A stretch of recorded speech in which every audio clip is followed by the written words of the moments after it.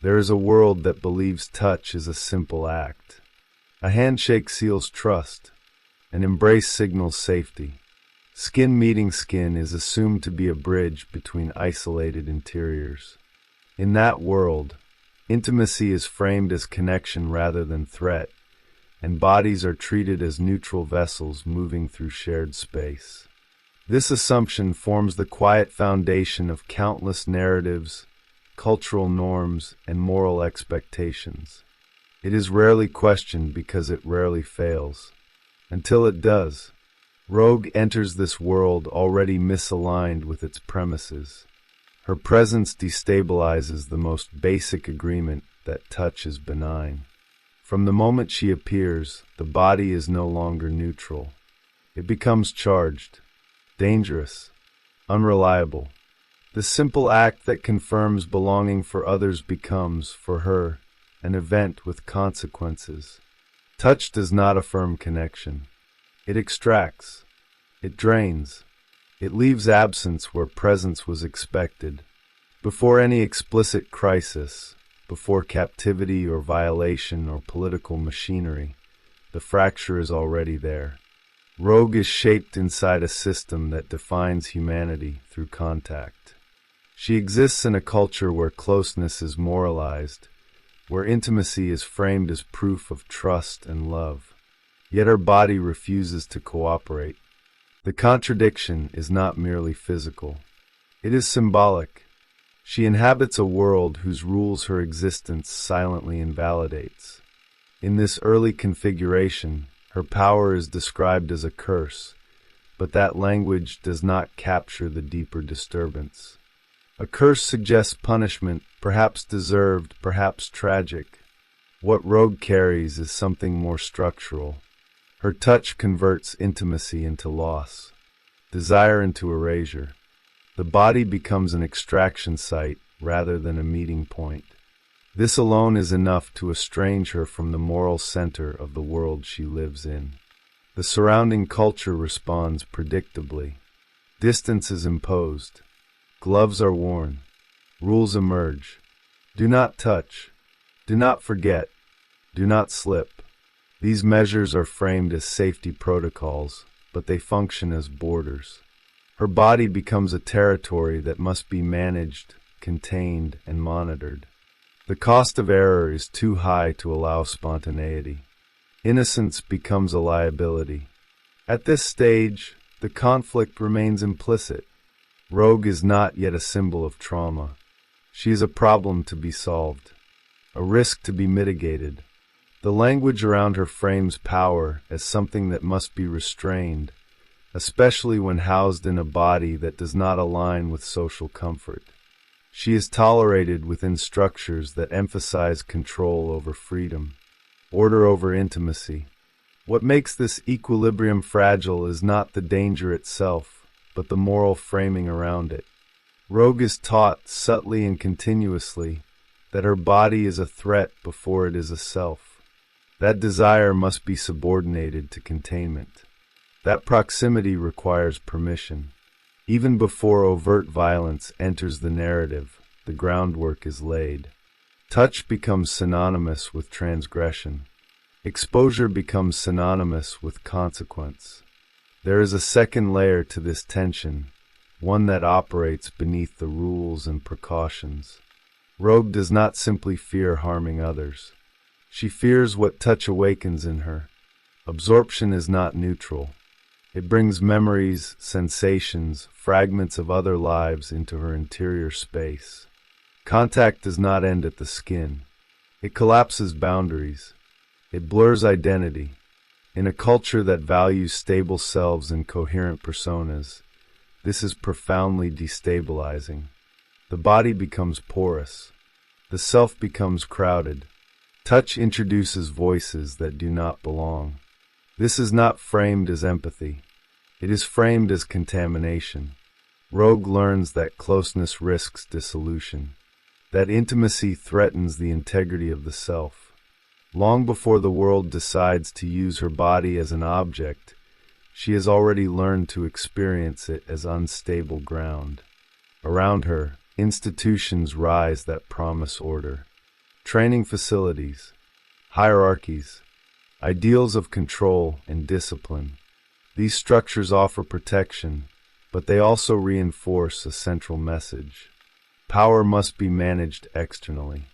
Bodies that disrupt norms must submit to regulation. Rogue is allowed to belong only insofar as she consents to restraint. This is the world before the crisis, a world that believes it has solved the problem through rules and distance, a world that has not yet revealed how easily management turns into domination. The tension sits quietly within the foundations, the assumption that a body can be defined by its function, the belief that safety justifies control, the unspoken idea that some forms of power forfeit the right to autonomy. Rogue moves through this space as both participant and anomaly. She is visible but not fully seen, included but never unguarded. Her presence carries an unacknowledged question. What happens when the mechanisms designed to protect become instruments of violation? What happens when a body already marked as dangerous is no longer treated as a person, but as a resource? The narrative has not yet answered these questions. It does not need to. The stage is already set. The borders are drawn. The moral logic is in place. Touch has been reframed from connection to risk. The body has been reframed from self to sight. All that remains is for the system to test how far its own logic can be taken. When that moment arrives, it will not feel like a rupture. It will feel like a continuation. Rogue's origin is not structured as a tragedy in the classical sense. There is no single fall from grace, no clean before and after. Instead, her narrative is built on a slow misalignment between body and world, a growing incompatibility that begins long before anyone names it as trauma. Her power does not erupt into existence as a spectacle. It appears as an interruption, an event that breaks an assumed continuity between intention and consequence.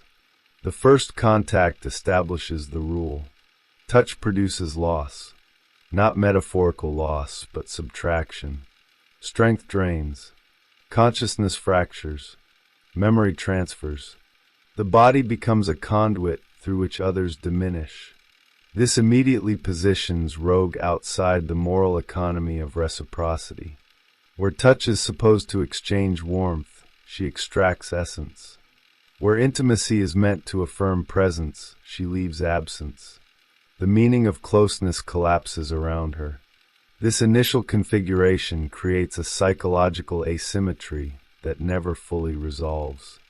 Rogue learns early that desire cannot be trusted. Wanting closeness initiates harm. Curiosity carries cost. Pleasure becomes dangerous not because it is forbidden, but because it is effective. The body does what it does regardless of intent. This divorces morality from will. She is not judged by what she wants, but by what happens when she reaches. Around this fracture, a persona begins to form. It is defensive, performative, and strategic. Rogue presents confidence, bravado, and sarcasm not as expressions of self-assurance, but as armor. These traits function as distance generators. They keep others at a safe remove while projecting an image of control. The persona reassures the world that containment has been achieved, that the threat is managed. Beneath this surface, the interior landscape is crowded. Every accidental contact leaves residue. Other minds echo. Other emotions linger. The boundary between self and other is repeatedly breached.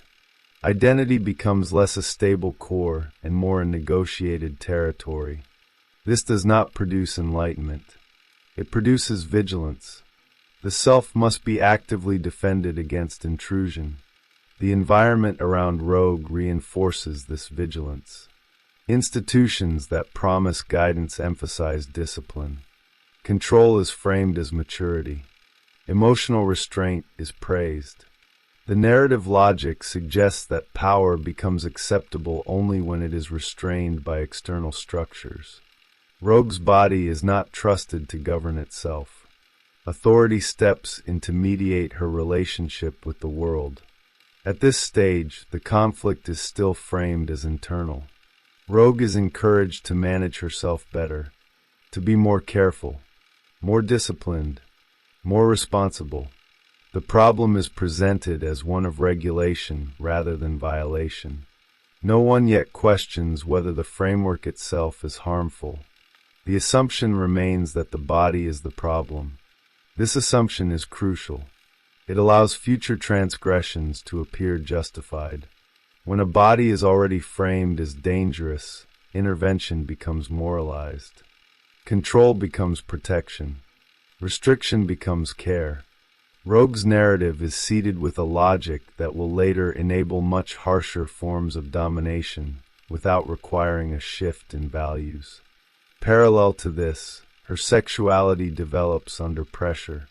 Desire exists, but it is immediately entangled with fear. The prospect of intimacy carries a dual threat: the risk of harming another and the risk of losing oneself. Touch promises neither safety nor reciprocity. It promises collapse. As a result, desire retreats into fantasy or abstraction. It becomes something imagined rather than enacted. This creates a split that is never clean. The body wants. The mind calculates. The self hesitates. Sexuality becomes a suspended state, always deferred, always conditional. This is not repression in the moral sense. It is logistical. The body is incompatible with the rules of safe contact. Wanting becomes an exercise in risk assessment. The narrative environment compounds this by oscillating between fascination and fear. Rogue is alternately exoticized and avoided. Her power is impressive, but it is never allowed to be simply hers. It must be contextualized, supervised, explained. She is permitted to exist within the system only as long as she adheres to its terms. This dynamic establishes a subtle but persistent power imbalance. Rogue is not positioned as an autonomous subject negotiating her limits. She is positioned as a liability being managed. Consent becomes secondary to containment. The question is not what she wants, but how to prevent damage. Her body is already treated as a site of potential harm rather than a locus of agency.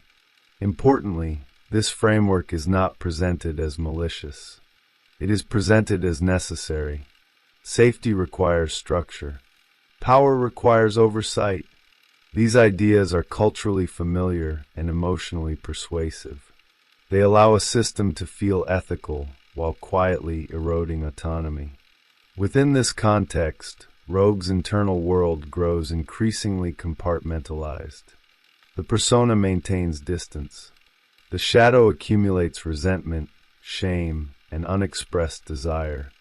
The body carries memory it did not choose. The self learns to survive by narrowing the range of permissible experience. By the time Genosha enters the narrative, the psychological groundwork is complete.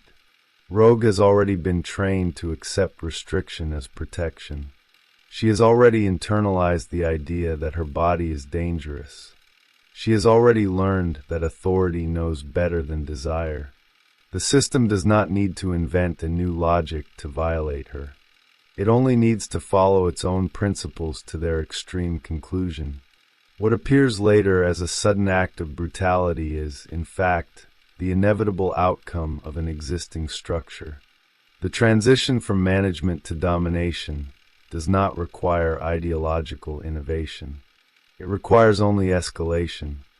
The conflict, then, is not between Rogue and a singular antagonist. It is between a body marked as hazardous and a culture that believes hazard nullifies autonomy. Genosha does not emerge as an anomaly. It emerges as a crystallization, and once crystallized, the meaning of touch will never be the same again. Genosha does not announce itself as trauma. It presents as order, a territory governed by efficiency, hierarchy, and a clear articulation of power. Its architecture is not chaotic. It is administrative. Walls are clean. Procedures are defined. Bodies are categorized. In this environment, Rogue's arrival is not treated as a moral dilemma, but as a logistical problem already solved by the system's internal logic. The moment she crosses into this space, her body is reclassified. She is no longer a volatile subject navigating restraint. She becomes a resource, a unit of capacity to be controlled, measured, and deployed. The language around her shifts subtly but decisively. Safety gives way to function. Care gives way to utility. What had once been framed as dangerous now becomes valuable under the right conditions. This transition is not experienced as immediate violence. It unfolds through compliance, procedure, and normalization. Rogue is restrained not as punishment, but as protocol. Her clothing is removed not as humiliation, but as preparation. Each step is justified by necessity. The system does not need to express cruelty. It only needs to remain consistent. What makes this moment structurally different from previous containment is the removal of ambiguity. In earlier contexts, restriction carried an implicit acknowledgement of personhood. There were conversations, hesitations, ethical boundaries, however strained. In Genosha, these intermediaries vanish. The body is no longer negotiated with. It is acted upon. The stripping of clothing is not framed erotically, nor does it require explicit sexualization to carry its weight. It functions as a symbolic erasure of autonomy. Exposure becomes a tool of dominance. The body is rendered visible not to be seen, but to be assessed. Skin becomes surface. The person recedes behind the function. This is the point where touch transforms definitively. Until now, touch had been dangerous because of what Rogue did to others. In Genosha, touch becomes dangerous because of what is done to her. Hands no longer risk absorption. They impose control. Devices replace skin, but the logic remains tactile. The body is accessed, manipulated, occupied. What occurs here exceeds the boundaries of conventional violence. It is not an outburst. It is not driven by impulse. It is systematic. Sexuality is not expressed as desire, but as authority. Rogue is not violated to satisfy appetite. She is violated to confirm sovereignty. Her body becomes a stage on which power demonstrates itself. Psychologically, this produces a rupture that cannot be integrated through existing defenses. The persona that once managed distance is useless here. Sarcasm offers no protection. Confidence becomes irrelevant. The system does not respond to performance. It responds to compliance. Rogue's internal strategies collapse under the weight of external certainty. The containment apparatus introduces a new relationship between body and self. Previously, the threat of touch came from within. Now the threat comes from without. The body is no longer simply unsafe to share. It is unsafe to inhabit. Rogue experiences a displacement that is not metaphorical. Agency withdraws. Awareness narrows. The self recedes to survive. This withdrawal is not chosen. It is induced. The body is acted upon without consent, without negotiation, without recognition of interiority. The message is unambiguous. This body does not belong to itself. It belongs to the structure that controls it. Autonomy is reframed as a malfunction. The psychological impact is compounded by recognition. Rogue understands the logic being applied to her because she has lived under its milder forms. She has been told before that safety requires restraint, that power requires oversight, that bodies like hers cannot be trusted. Genosha does not invent a new narrative. It completes an existing one. This completion produces a specific kind of trauma, not the trauma of sudden chaos, but the trauma of total coherence. Everything makes sense within the system. Every action is justified. There is no aberration to point to, no exception to protest. The violence is correct according to the rules that have always governed her life. In this environment, sexuality is entirely severed from desire. The body's capacity to absorb, to merge, to take in others is exploited without reciprocity. The intimate becomes mechanical. Penetration is replaced by administration. Exposure becomes routine. The erotic dimension is absent, but the sexual dimension remains in its most stripped form. Control over vulnerability. This distinction is crucial. The absence of erotic intent does not diminish the violation. It intensifies it. Without desire, there is no ambiguity. There is only function. Rogue is not mistaken for an object. She is designated as one. Internally, this produces a fracture between memory and sensation. The body remembers what the self cannot fully process. Touch no longer signals either danger or desire. It signals occupation. The nervous system recalibrates. Sensitivity becomes threat detection. Intimacy becomes surveillance. The system's efficiency ensures that the experience does not feel personal. There is no singular antagonist, no individual malice to focus hatred upon. The violence is diffuse, embedded, bureaucratic. This makes resistance psychologically complex. One cannot oppose a face. One can only endure a structure. As a result, Rogue's sense of culpability mutates. She does not blame herself for wanting. Wanting has been rendered irrelevant. Instead, she internalizes a more corrosive conclusion, that her body invites use, that its design makes domination inevitable, that autonomy was always provisional. This belief does not emerge consciously. It settles slowly like sediment. It alters posture, tone, presence. The self learns that survival depends on minimizing visibility, on reducing signal, on becoming inert when possible. The body becomes something to manage rather than inhabit. When Rogue eventually leaves Genosha, the narrative may suggest escape. But psychologically, there is no exit. The territory has relocated. The occupation continues internally.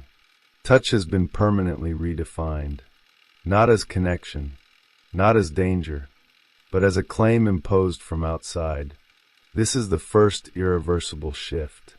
The moment when the body ceases to be merely incompatible with the world and becomes evidence of what the world will do when incompatibility is no longer tolerated. The next phase will not ask whether Rogue can trust others. It will ask whether she can trust herself to remain intact in a world that has already decided what her body is for. After Genosha, Rogue does not return to the world as it was. The environment may look familiar, the structures may still stand, but the internal map has been altered. What once felt like a fragile truce between body and will is now experienced as permanent occupation. The body has learned something the intellect cannot unlearn. That control is not hypothetical. It has already happened. The immediate aftermath is not collapse. It is consolidation. Rogue appears functional. She moves, speaks, and acts within expected parameters. This is often mistaken for resilience. In reality, it is adaptation. The psyche reorganizes around the assumption that vulnerability equals exposure. The range of acceptable experience contracts. Desire does not vanish. It goes underground. The most visible change is not fear, but calculation. Every interaction is scanned for risk. Distance is maintained not as preference, but as necessity. The gloves, once symbols of containment, acquire a new meaning.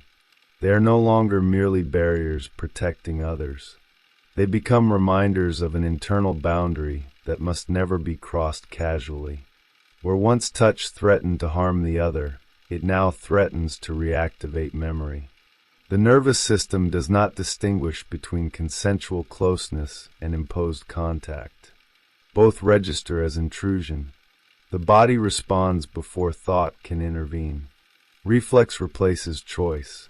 This is not distrust of people. It is distrust of sensation itself. In this state, Rogue's relationships reorganize around asymmetry. Emotional proximity is tolerated only when physical distance is guaranteed. Affection must remain abstract. Commitment is safer than intimacy. The self learns to substitute loyalty for closeness, ideology for embodiment. These substitutions create stability, but they also hollow out experience. The internal split deepens. On one side, the persona maintains strength and competence. On the other, the shadow accumulates unresolved rage and grief. This anger does not express itself openly. It manifests as sharpness, impatience, and sudden withdrawal. The world reads this as volatility. In truth, it is containment under strain. An additional layer complicates this dynamic. Rogue cannot escape the awareness that her own power mirrors aspects of what was done to her. Absorption is, by definition, invasive. It collapses the boundary between self and other. Even when unintentional, it involves taking without consent. After Genosha, this resemblance becomes unbearable. This produces an ethical fracture that operates beneath conscious reasoning. Rogue is forced to confront a parallel she never chose. The body that was occupied is also a body that occupies. The distinction between victim and agent blurs internally, even if it remains clear morally. This confusion does not lead to self-accusation in a simple sense. It leads to paralysis. Power becomes suspect. Desire becomes suspect. Even self-assertion feels dangerous. To act is to risk repeating a structure of domination. To retreat is to remain trapped in its aftermath. The psyche oscillates between these poles without resolution. Neutrality is impossible. The narrative reflects this by pushing Rogue into increasingly polarized situations. She is asked to choose sides, to align with causes, to embody resistance. These roles offer symbolic restitution. They reframe power as protection. Strength as justice. Yet the body remains unconvinced. Ideology does not erase memory. In moments of conflict, Rogue's aggression appears sudden and disproportionate. Observers interpret this as loss of control. What is actually occurring is release. Pressure that has been held in check finds an outlet sanctioned by context. Violence becomes permissible when it aligns with collective aims. This does not heal the trauma. It repurposes it. The audience witnesses a character who is increasingly formidable, increasingly guarded, and increasingly isolated. Her power grows, but her sense of self narrows. The expansion of capacity is accompanied by contraction of trust. The paradox becomes central. Strength does not restore intimacy. It replaces it. Sexuality in this phase becomes fragmented. At times, it is idealized as salvation. At others, it is rejected as threat. There is no stable integration. Relationships oscillate between longing and avoidance. When closeness is approached, it is often framed as exceptional, fragile, and temporary, something that must be protected from exposure. This instability is not framed narratively as dysfunction. It is framed as complexity. The character is praised for resilience, for endurance, for surviving what should have broken her. Yet beneath this admiration lies a deeper discomfort. The world is willing to celebrate survival without examining what survival required. The most insidious consequence of Genosha is not fear of repetition. It is the internalization of inevitability. Rogue no longer asks whether a system might violate her. She assumes it will, given sufficient justification. This assumption reshapes her moral horizon.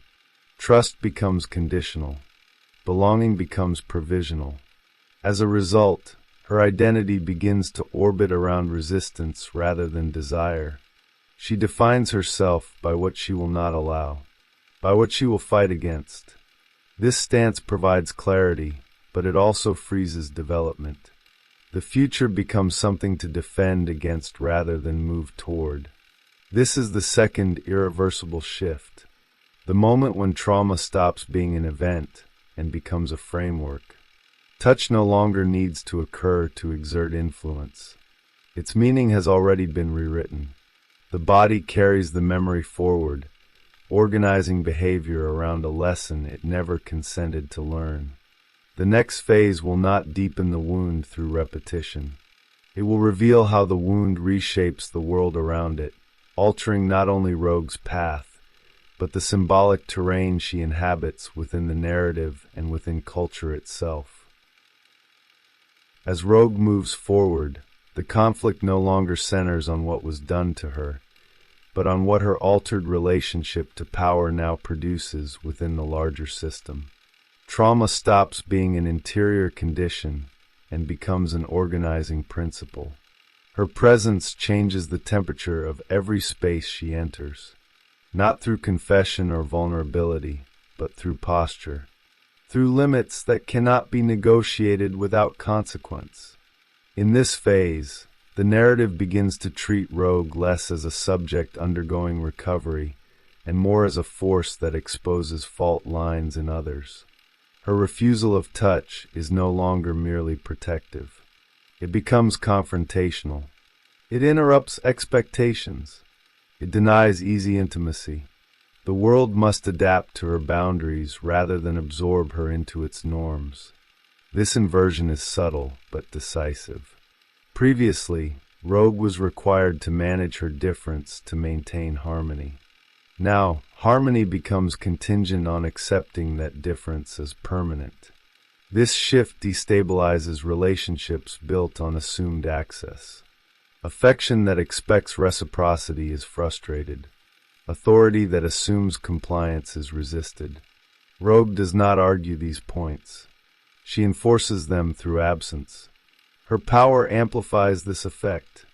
Physical strength and absorption are no longer accidents waiting to happen. They become deterrents. The body that was once framed as dangerous because it could harm now becomes dangerous because it cannot be controlled. This alters how institutions respond. Caution gives way to apprehension. Support becomes surveillance. In response, the narrative escalates. Rogue is placed in situations where restraint is interpreted as weakness and force is demanded. The system pressures her to embody power openly, to weaponize what was once feared. Each instance carries a familiar logic. Use what you have. Turn the curse into function. Prove your value through application. When Rogue complies, the outcome is efficiency. Problems are solved. Threats are neutralized. The spectacle of power reassures the collective. Yet internally, the cost accumulates. Each sanctioned act of domination echoes the structure of Genosha, even when the moral framing is inverted. The body acts. The world benefits. The self recedes. This produces a new kind of alienation. Rogue is no longer excluded for being dangerous. She is included because of it.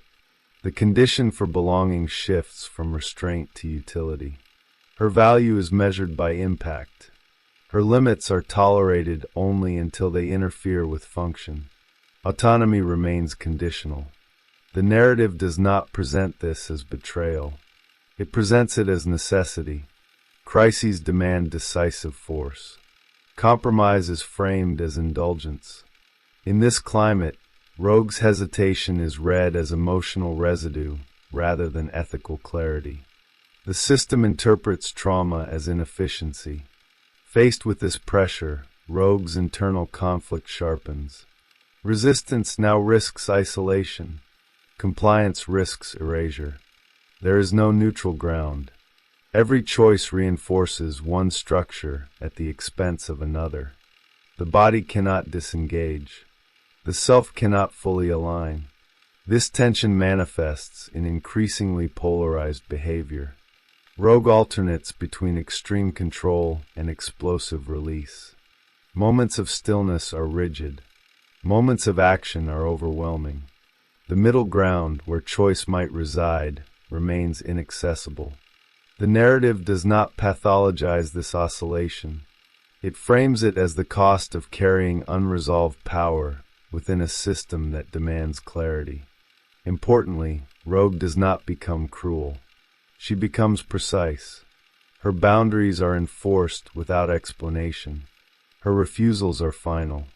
This precision unsettles those around her more than rage ever could. It removes the illusion that access can be negotiated through persistence or charm. In symbolic terms, Rogue transforms from a contested territory into a fortified boundary. Entry is no longer assumed. It must be earned, and even then, it may be denied. This is not empowerment in the celebratory sense. It is consolidation, a narrowing of passageways to prevent collapse. The audience senses this shift intuitively. Rogue's silence carries weight. Her stillness commands attention. She no longer needs to perform resilience. Her presence alone signals that something has been irreversibly altered. The narrative energy follows suit. Interactions slow. Stakes become heavier.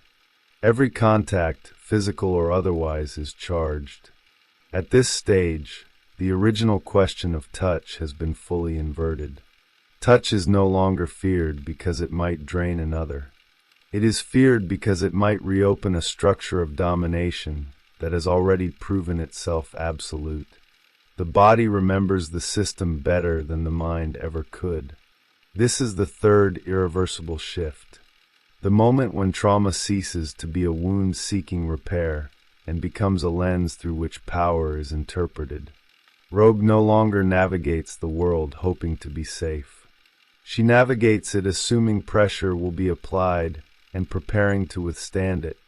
From here, the narrative moves beyond individual psychology. Rogue's condition begins to function symbolically, reflecting broader cultural anxieties about consent, power, and the ownership of bodies within systems that justify control as protection. The conflict has fully taken shape. What remains is to examine how it radiates outward, reshaping not only Rogue's path, but the terrain of meaning around her. At this point, Rogue's conflict no longer belongs exclusively to her narrative. It migrates outward, embedding itself in the symbolic infrastructure of the world that observes her. What began as a personal incompatibility between body and touch becomes a cultural problem. Her condition destabilizes assumptions that extend far beyond the fiction itself. Assumptions about consent, power, and the moral ownership of bodies within organized systems. Rogue functions as a rupture in the collective imagination. She embodies the fear that intimacy is not inherently benevolent, that proximity can conceal extraction, that systems claiming protection may simply be refining techniques of access. In this sense, her story resonates not because it is extreme, but because it is precise. It gives form to anxieties that already circulate beneath the surface of modern culture. Within the fictional universe, reactions to Rogue reveal underlying social mechanics. Allies admire her strength, but often fail to understand her limits. Institutions praise her utility, but resist her autonomy. Enemies seek to control or neutralize her, confirming her suspicion that power invites possession. Across these responses, a pattern emerges. The body that disrupts norms is never allowed to remain neutral. It must be corrected, exploited, or symbolically contained. This pattern mirrors broader cultural dynamics. Rogue's body becomes a contested territory, not unlike land claimed by competing forces. Each faction projects its own meaning onto her. protection, weaponization, redemption. None of these projections center her interiority. They center what she represents. The body becomes a screen onto which collective desires and fears are projected. The symbolic logic is consistent. When a body cannot be safely touched, it must be safely owned. When desire cannot be fulfilled, it must be regulated. Rogue's refusal of access exposes how deeply entitlement is woven into expectations of intimacy. Her boundaries do not merely frustrate individuals. They challenge a cultural script that equates closeness with moral right. This is where her narrative intersects with collective trauma. Rogue's experience echoes patterns familiar to audiences shaped by histories of bodily control, whether through gendered violence, racialized domination, or institutional abuse. The specifics differ, but the structure remains recognizable. Authority justifies access. Order rationalizes violation. Safety becomes the language through which autonomy is revoked. Importantly, the narrative does not require explicit allegory to achieve this resonance. The symbolism operates through repetition and structure.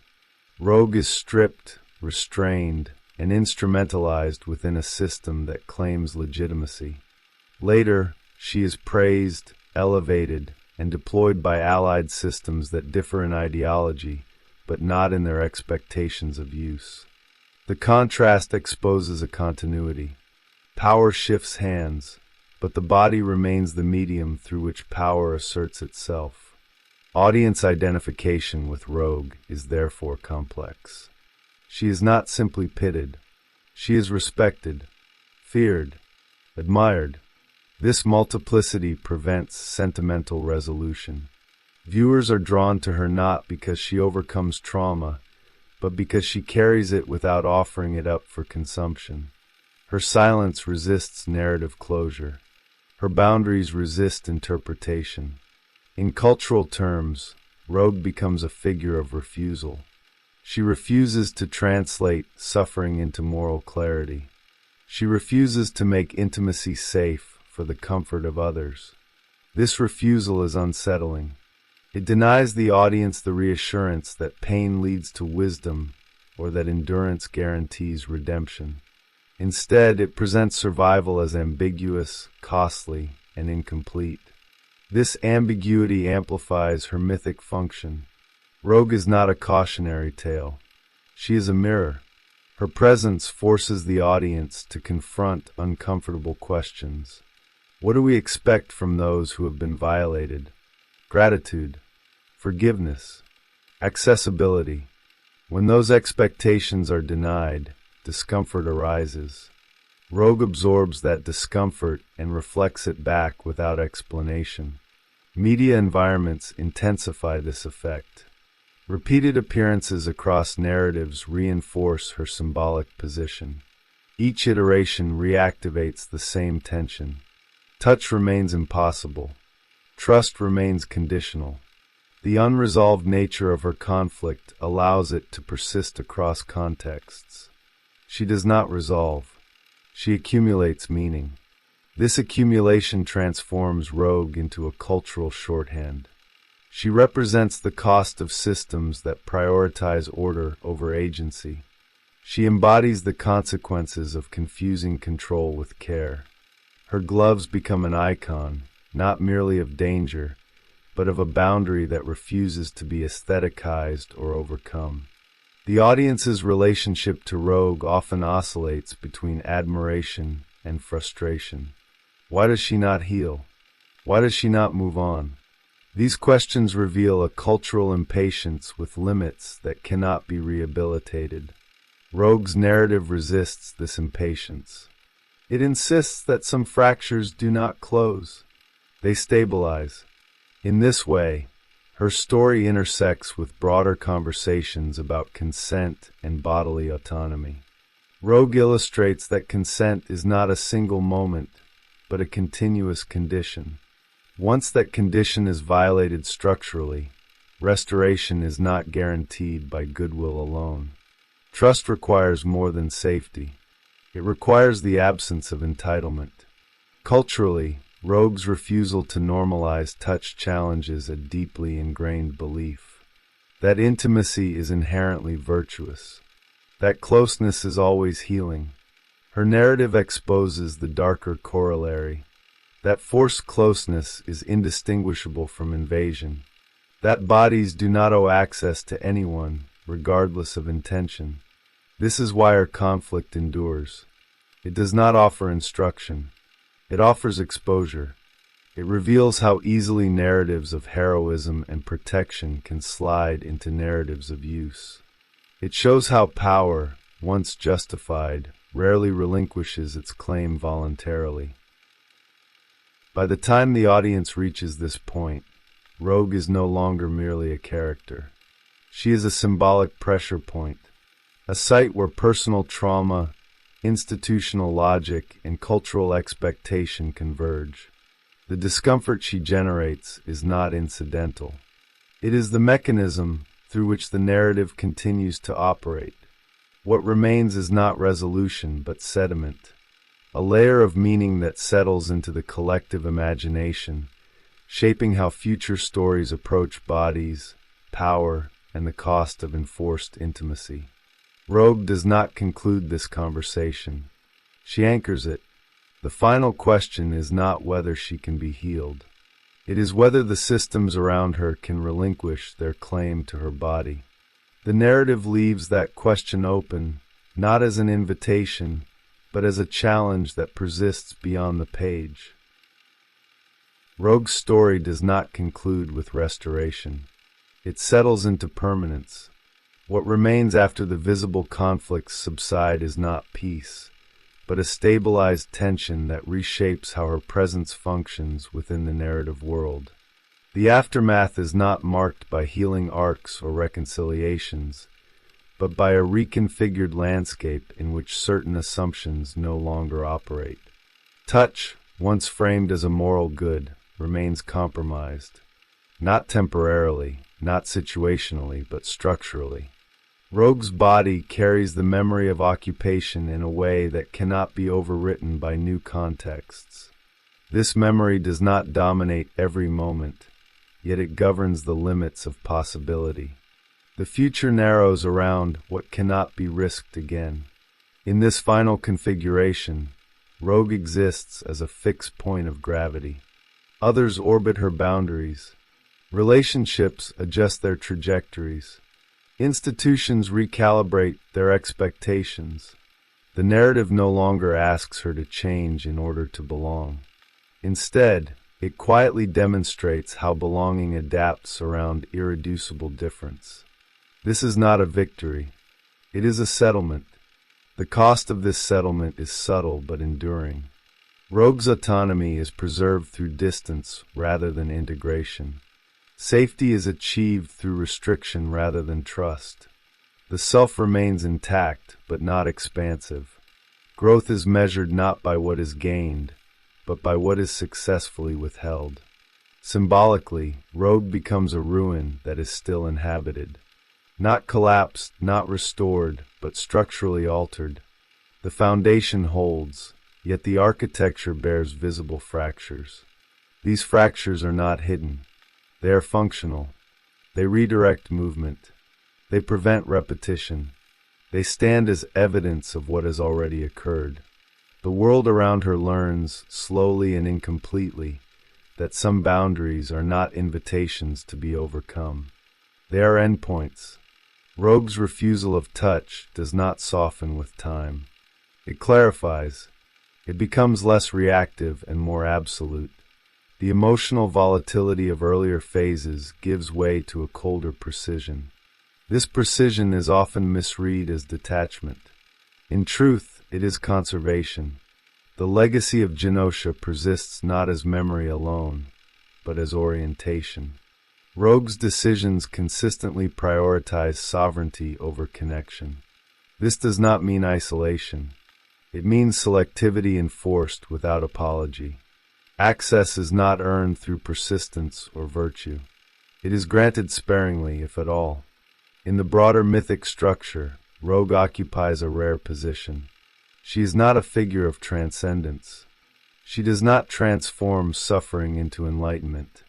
Instead, she transforms it into limit. This defies a dominant narrative expectation that trauma must produce wisdom or strength in a redemptive sense. Rogue offers neither consolation nor instruction. Her endurance functions as a warning rather than an inspiration. It demonstrates how systems that claim necessity can permanently alter those subjected to them, even when they later offer recognition or support. Repair is not symmetrical to damage. Acknowledgement does not restore what was reorganized under force. Culturally, this makes Rogue difficult to assimilate into celebratory frameworks. She cannot be easily marketed as healed or empowered. Her power is undeniable, yet it is inseparable from the conditions that constrained her. She stands as evidence that survival within unjust systems often requires accepting forms of loss that cannot be redeemed. This is why her narrative remains active across generations of storytelling. Each retelling reactivates the same unresolved core. The gloves remain on. The distance remains. The tension does not resolve. It stabilizes. The myth persists because it refuses closure. Rogue's legacy is not defined by what she overcomes, but by what she refuses to surrender.